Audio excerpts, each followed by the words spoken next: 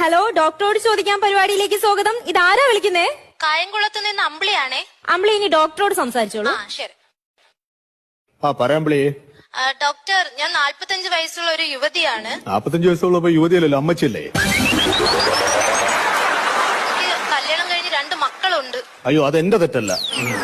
Sir, എനിക്ക് വീട്ടു ജോലി എല്ലാം കഴിഞ്ഞു. ഒന്ന് കണ്ണടച്ച് കിടന്നൊന്ന് ഉറങ്ങാൻ എന്റെ ഭർത്താവ് സമ്മതിക്കുന്നില്ല. സാർ, ഞാൻ എന്ത് ചെയ്യട്ടെ? ഇപ്പൊ എന്താ ഭർത്താവിന്റെ പ്രശ്നം?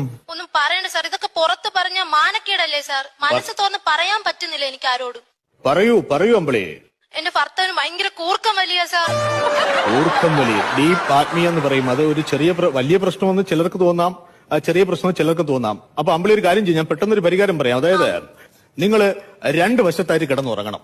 സാർ, നമുക്ക് 2 പേർക്കും കൂടെ കിടക്ക ഒരു റൂമേ ഉള്ളൂ. അപ്പൊ എങ്ങനെയാ സാർ കിടക്കുന്നേ? ഞാൻ അങ്ങനെയല്ല പറഞ്ഞത്. ഒരാൾ കാസർഗോട്ടും ഒരാൾ തിരുവനന്തപുരത്തും. പ്രശ്നം തീർന്നില്ലേ?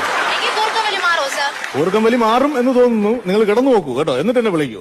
നമുക്ക് നെക്സ്റ്റ് കോൾ വന്നിട്ടുണ്ട്.